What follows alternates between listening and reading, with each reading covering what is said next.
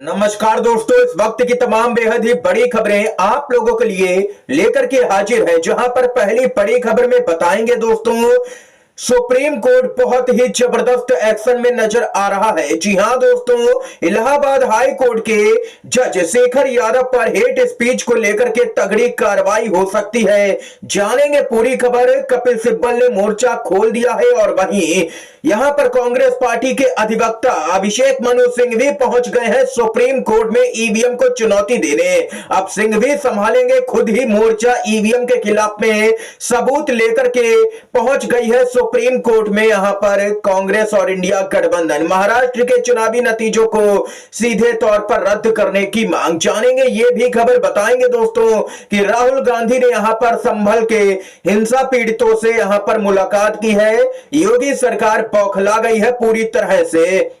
और इसके साथ ही राज्यसभा के सभापति जगदीप धनखड़ की मुश्किलें बढ़ गई हैं, कुर्सी खतरे में। एक एक करके हर जरूरी खबर जानेंगे दोस्तों। खबरों की तरफ बढ़ेंगे उससे पहले अगर आप लोग भी नेता विपक्ष राहुल गांधी के समर्थन में खड़े हैं और मानते हैं कि राहुल गांधी के ही हाथों में इंडिया गठबंधन का नेतृत्व होना चाहिए, तो अभी इस वीडियो को लाइक कीजिएगा और कमेंट बॉक्स में दोस्तों हैशटैग भी सपोर्ट राहुल गांधी कमेंट कीजिएगा।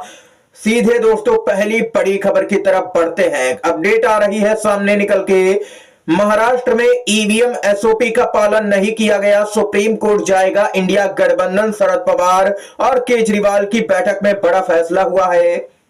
बताते चले, महाराष्ट्र के चुनाव में इंडिया गठबंधन को मिले झटके के बाद अब यहां पर एनसीपी शरद पवार की मुखिया शरद पवार के घर पर इंडिया गठबंधन के नेताओं की अहम बैठक हुई है। बैठक में आम आदमी पार्टी के मुखिया अरविंद केजरीवाल के अलावा कांग्रेस की तरफ से सीनियर लीडर अभिषेक मनु सिंघवी और गुरदीप सप्पल भी मौजूद रहे। बैठक में तय किया गया कि इंडिया गठबंधन ईवीएम के मुद्दे को लेकर के सुप्रीम कोर्ट जाएगा। बैठक दिल्ली में शरद पवार के निवास पर हुई है। दोस्तों बताते चले कि मीटिंग पर बात करते हुए पूरे एनसीपी शरद पवार अध्यक्ष जो है यहां पर प्रशांत जगताप ने कहा कि महाराष्ट्र के चुनाव में अनियमितताओं और मिसकंडक्ट के खिलाफ इंडिया गठबंधन सुप्रीम कोर्ट में याचिका दायर करेगा शुक्रवार को, यानी कि कल याचिका दायर की जाएगी और यहां पर पैरवी करेंगे देश के दिग्गज वकील अभिषेक मनु सिंघवी। दोस्तों यहां पर सीधे तौर पर गड़बड़ी के आरोप लगाए गए हैं। महाराष्ट्र में ईवीएम और वीवीपैट पर एसओपी का पालन नहीं किया गया है, मिलान नहीं किया गया है। चुनाव आयोग का कहना है कि कोई गड़बड़ी नहीं, इंडिया गठबंधन का कहना है कि पूरे नतीजे ही गड़बड़ है। अब देखना यह होगा कि सुप्रीम कोर्ट आखिर क्या कुछ न्याय करता है इंडिया गठबंधन के नेताओं के साथ में। दोस्तों आप लोग ईवीएम के जरिए वोटिंग के समर्थन में खड़े हैं या फिर बैलेट पेपर के जरिए वोटिंग के समर्थन में, कमेंट बॉक्स में अपनी राय बताइएगा। इसके साथ ही अपडेट आ रही है सामने निकल के बड़ी खबर। जस्टिस शेखर यादव के आपत्तिजनक बयान पर सुप्रीम कोर्ट ने स्वतः संज्ञान लिया। इलाहाबाद हाई कोर्ट से रिपोर्ट मांग ली है। जी हां दोस्तों, बड़ी कार्रवाई की उम्मीद की जा रही है सुप्रीम कोर्ट से शेखर यादव के खिलाफ में। ऐसे लोगों को कुर्सी पे रहने का कोई हक नहीं है, यह कपिल सिब्बल का कहना है। देश के वरिष्ठ वकील कपिल सिब्बल ने कहा कि शख्स को जज की कुर्सी पर एक मिनट भी बैठने नहीं देना चाहिए, एक भी केस इसके पास नहीं जाना चाहिए, यह कपिल सिब्बल का कहना है। कपिल सिब्बल ने आगे कहा कि इस जज को हटाने में मोदी साहब ही हमारा साथ दें, अगर वो साथ नहीं देंगे तो लगेगा कि वो जज के साथ में खड़े हैं। इनके खिलाफ में तो महाभियोग आना चाहिए, इनको तुरंत कुर्सी से हटाना चाहिए, यह कपिल सिब्बल का दोस्तों कहना है। आप लोगों की क्या कुछ राय है? शेखर यादव के खिलाफ में क्या महाभियोग की कार्रवाई होनी चाहिए या नहीं? आप लोगों के अनुसार आपकी जो भी राय हो बताइएगा दोस्तों। इसके साथ ही अपडेट है, विपक्षी पार्टियों ने उपराष्ट्रपति के खिलाफ में अविश्वास प्रस्ताव ला करके सत्ता पक्ष को उनका रिपोर्ट कार्ड पेश किया है। अविश्वास प्रस्ताव कहता है कि जगदीप धनखड़ को जिस मकसद से इस पद पर बैठाया गया था, उन्होंने बखूबी अपनी जिम्मेदारी को निभाया है। इस कार्यकाल के बाद भी उनकी नौकरी पक्की हो गई है। ये यहाँ पर अविश्वास प्रस्ताव में कुछ अहम बातें कही गई हैं। सीधे तौर पर जगदीप धनखड़ पर पक्षपात का आरोप लगाया गया है। इंडिया गठबंधन के जो सांसद हैं, राज्यसभा में एलओपी हैं, मल्लिकार्जुन खड़गे, उनको बोलने नहीं दिया जाता है, किसी का माइक बंद किया जाता है। अडानी के मुद्दे पर अगर कोई सांसद बोलना चाहता है तो उसको बोलने का मौका ही नहीं दिया जाता है। कुल मिलाकर के कहा जाए तो पक्षपात देखने को मिल रहा है, जिसके कारण महाभियोग का प्रस्ताव लाया गया है। यहां पर उपराष्ट्रपति के खिलाफ में अविश्वास प्रस्ताव दोस्तों पेश कर दिया गया है। अब इस पर देखना होगा कि कितने वोट यहां पर पक्ष में और कितने वोट खिलाफ में पड़ते हैं, लेकिन यहां पर आंकड़ा तो सरकार के पक्ष में ही नजर आ रहा है। लेकिन फिर भी फजीयत यहां पर देश भर में हो ही चुकी है भाजपा के इस मामले को लेकर के।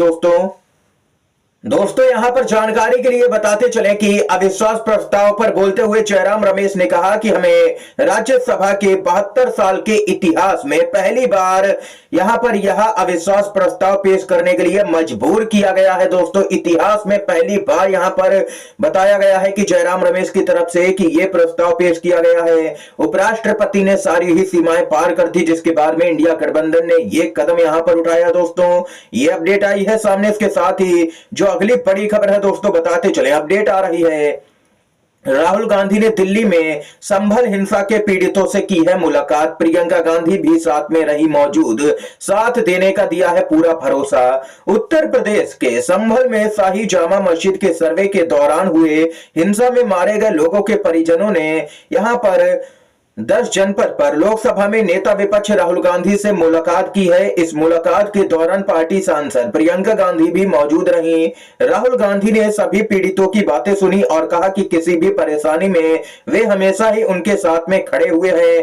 कांग्रेस पार्टी ने साफ तौर पर कहा कि संभल में हुई घटना बीजेपी की नफरती राजनीति का दुष्परिणाम है और यह शांतिपूर्ण समाज के लिए घातक है। हमें साथ मिलकर के इस हिंसक और नफरती मानसिकता को मोहब्बत और भाईचारे से हराना होगा। हम सभी पीड़ितों के साथ में खड़े हैं और उनको न्याय दिलाने की लड़ाई लड़ेंगे। कानूनी सहायता भी दिलवाई जाएगी। संभल के पीड़ितों को जो उन पर फर्जी केस लादे गए हैं आदित्यनाथ के सरकार की तरफ से, उस पर यहां पर कानूनी मदद भी कांग्रेस पार्टी की तरफ से दिलवाई जाएगी। दोस्तों टॉप वकील भी दिए जाएंगे। कुल मिलाकर के कहा जाए तो संभल के पीड़ितों के समर्थन में कांग्रेस पार्टी खड़ी हुई नजर आ रही है। समाजवादी पार्टी भी पूरी तरह से साथ में है। ये यहां पर अपडेट है दोस्तों, आदित्यनाथ की सरकार पूरी तरह से बैकफुट पर ही नजर आ रही है। इस बीच एक और अपडेट की तरफ दोस्तों चलते हैं।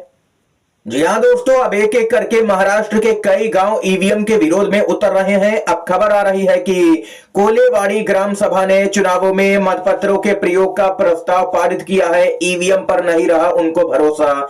जी हां दोस्तों, महाराष्ट्र के सतारा जिले में कोलेवाड़ी ग्राम सभा ने भविष्य में होने वाले सभी चुनाव मतपत्रों के जरिए कराने को लेकर के एक प्रस्ताव पारित किया है। इसी के साथ महाराष्ट्र में कोलेवाड़ी ईवीएम के खिलाफ प्रस्ताव पारित करने वाला दूसरा गांव बन गया है। दोस्तों आप लोगों को बताते चले, खबर सामने निकल के आ रही है कि कोलेवाड़ी गांव कराड़ दक्षिण विधानसभा क्षेत्र के अंतर्गत आता है। इस विधानसभा का पूर्व में कांग्रेस के वरिष्ठ नेता एवं पूर्व मुख्यमंत्री पृथ्वीराज चौहान प्रतिनिधित्व करते थे। पृथ्वीराज चौहान को पिछले माह हुए विधानसभा चुनाव में बीजेपी के उम्मीदवार अतुल भोसले से 39,355 मतों से हार का सामना करना पड़ा। देख सकते हैं दोस्तों, दिग्गज नेताओं को हार का सामना करना पड़ा है, जो कि पूर्व मुख्यमंत्री भी हैं। इसीलिए गांव वालों का साफ तौर पर कहना है कि हमें ईवीएम पर भरोसा नहीं रहा है, संदेह पूरी तरह से है, इसलिए बैलेट पेपर के जरिए वोटिंग करवाई जाए। अब यहां पर जनता खुद मोर्चा संभाल रही है। दोस्तों किसी भी नेता के भरोसे जनता नहीं बैठी है, क्योंकि जनता खुद को ठगा हुआ महसूस करने लगी है। अब ये यहां पर इस समय की तमाम बड़ी खबरें दोस्तों सामने निकल के आई, जो हमने आप तक पहुंचाए इस वीडियो के माध्यम से। वीडियो अगर आप लोगों को दोस्तों पसंद आया हो तो लाइक कीजिएगा, इन खबरों को शेयर कीजिएगा अपने सभी दोस्तों में, और चैनल पर अगर नए हैं तो चैनल को सब्सक्राइब कीजिएगा। आप सभी का बहुत बहुत धन्यवाद। जय हिंद, जय भारत।